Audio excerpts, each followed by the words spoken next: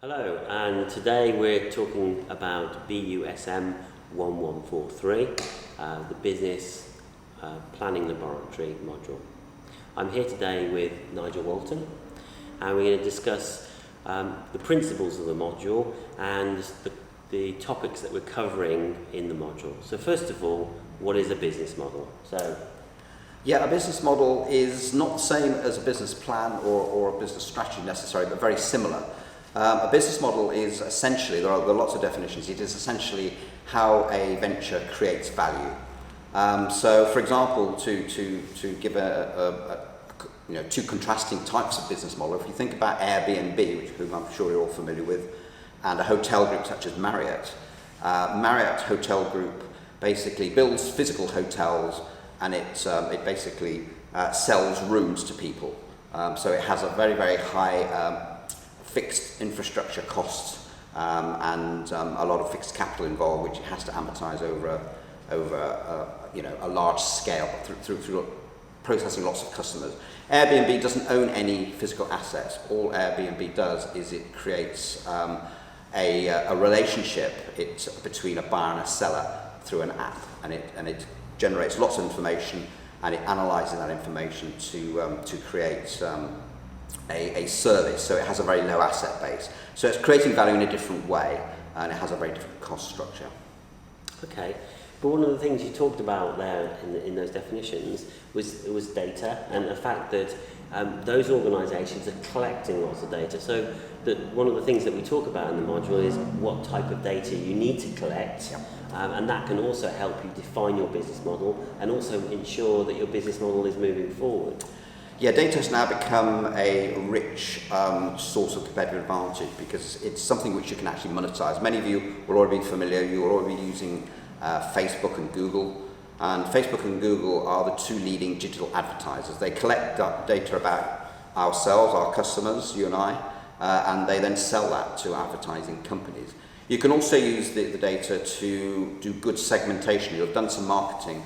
You can segment your customers using that data. You can use Google Analytics, which is free of charge, and you can work out what type of customer is coming onto your website or into your app. So it's become a new source of competitive advantage. So analytics isn't something which just big corporations do. It's something you can do for free through Google Analytics, and this is something which you'll be covering at some stage in the degree program.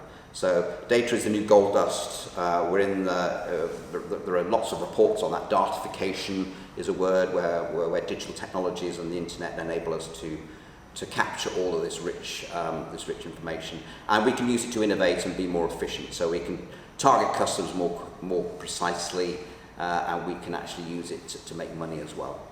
So within the module, we introduce 6 different business models, and we get the students to test out their business idea against those business models to see whether that's going to allow them to scale or grow faster with the resources that they have. So the first one that we're going to discuss is franchising. Yeah. Franchising is very important because part of business model innovation is how you actually, your route to market. And the thing about franchising is it enables you as a startup venture to access a market very rapidly with minimal capital, and you can also transfer risk to somebody else. So franchising, licensing, if your idea is a retail concept, franchising is a very quick way to access the market. Basically what you do is, if you think of companies like McDonald's and Kentucky Fried Chicken and all the top American brands, these are franchises. So if you construct a franchise, you can expand rapidly using other people's capital and diversifying risk. Franchising also includes licensing, so you may not have the capital to set up a manufacturing operation or to develop a distribution network. But if you have some form of protection, or even without some form of protection, you may be able to license the manufacturing rights to someone and possibly license the distribution. This has been one of the fastest growing areas of business, and it's a great way for startup ventures or new ventures to enter a market very quickly, because if you don't enter the market quickly, your idea will be copied by somebody else. So speed to market is very important. So our second business model that we look into is is platform, which I know you've done a lot of research in. Yeah, this has been part of my PhD, which I'm completing at Coventry. I mentioned earlier on Airbnb. This is what we call a platform business model, and it's what we call a two-sided or multi-sided business model, because the company basically brings together two sides, which is usually a buyer and a seller, through the use of an app. We go on to, and Uber is another example of this. This enables you to run your business with virtually no fixed assets. You don't have to own cars to be a taxi operator such as Uber. You don't have to own expensive hotels and infrastructure such as the Marriott or the Hilton Group. So this is a platform model where you are the aggregator, you are the person, the catalyst, and the advantage you have is you're gathering large amounts of data which you can either monetize through advertising, or you can use it to sell additional products as well. So what you're seeing at the moment is Uber is moving beyond just taxis. It's going into food, it's going into lots of different areas, so you can diversify your business later on as well. And our third business model is freemium and advertising. Yeah, obviously when Google was set up a number of years ago, it was a search engine. Nobody thought it was possible to monetize search. Larry Page and Sergey Brin tried to sell their search engine to Yahoo back in 1998, and Yahoo turned it down because they said, how can you monetize it? Now what Google basically did was to attract lots of traffic onto the website by offering lots of free products. So you had, at that time you had books, you had Google Earth, Google Street View, free email, and it's continued to do this. And the core reason for that is if we can get lots of traffic onto our website, we get lots of data. From the data we then sell advertising, and we develop it further. Also, many of the apps you may be using in gaming may be freemium, where you're getting them for free and then you get charged later on. The in-app purchase. Yeah, the in-app purchasing. So this is what we call scaling. This is the ability. One of the issues which we'll look at in platform models is what they call the chicken and egg. You've got to get enough buyers, enough sellers coming onto the platform at the same time.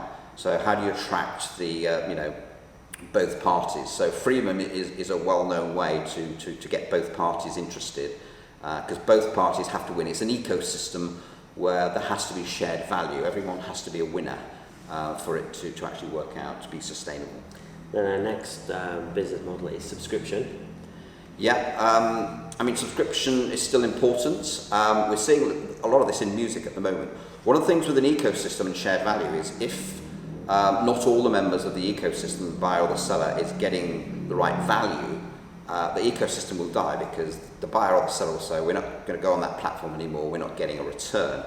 And we're starting to see this in music with partly through piracy and also YouTube. YouTube is one of the biggest music platforms, but the financial return to many of the musicians is very, very small. So what we're seeing now is subscription models entering both music and young people are now prepared to pay a small amount of money to actually access content, and often paying a subscription not to have advertising. We often see that as intrusive. It eats up our data on our mobile, and also we find it irritating. So you can pay a small subscription not to have the advertising. We've seen a lot of magazines go online and make subscription really worthwhile for them. Yeah, absolutely. Yeah. So that's growing. And our last one here is peer-to-peer.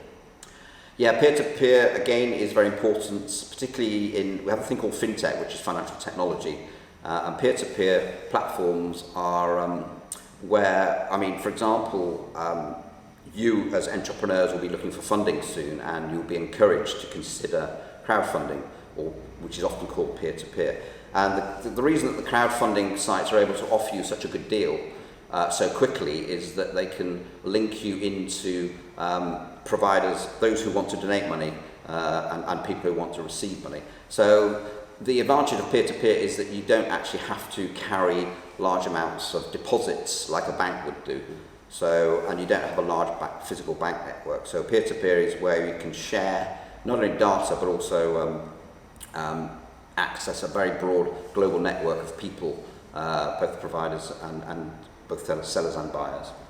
Okay, which brings us on to towards the end of the module, where we look at the funding, because the business model you have will also dictate the type of funding that you can go, because the funders are looking for they have a certain risk propensity, and that risk that they are happy with will depend on the business model that you have or you're proposing to them. So towards the end of the module, we're then looking at how funding and business models work together so you can move forward and grow your business.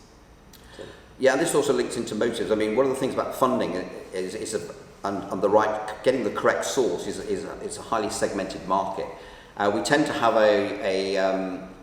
what investors tend to do is divide startups into two categories, which is probably not fair, but they tend to look at what we call lifestyle business or solopreneur businesses, which are low growth, and those which have the potential for high growth and scale. So this determines the type of funding you're likely to get. If you have what is basically a lifestyle or a lower growth business, you're not going to be going to a venture capitalist, and you're probably not going to be going to a business angel, because they won't get the financial return they require, because you're not going to scale fast enough. So if you're only going to be earning equivalent to a good salary every year, 60,000, then venture capitalists don't start until at least 5 million upwards. So there you're going to be maybe looking at your bank for a loan, a credit card. It could be if you've got kind of a sexy sort of product, or a product which is doing good socially has a strong social entrepreneurial cause, or it's very sustainable. You can go on to some crowdfunding sites, and that you will get donations. You won't even have to pay the money back. So fitting into if you do have a very high growth business, potentially high growth business, then business angel funding and venture capital, if it's technology, will be relevant. But also remember, all investors, whether it's a bank, whether it's a business angel, a venture capitalist, or anyone, they expect to see some flesh in the game. So a little bit of funding from you, a commitment from you. You've probably seen this on Dragon's Den, when people come on, ask for a lot of money, and they say, have you invested in the business? And when they say no, they don't like it, and then they say, well, what are you going to do with the money? We're going to spend it on salaries and cars. So flesh in the game will be very important, and identifying, and you'll have multiple sources of funding, and that funding will vary as your business grows. Your funding stream will change. So we'll go through the life cycle and make sure you're pointing in the right direction. Okay, so thank you, Nigel, and we look forward to seeing you in the module. Thanks, bye. Thank you.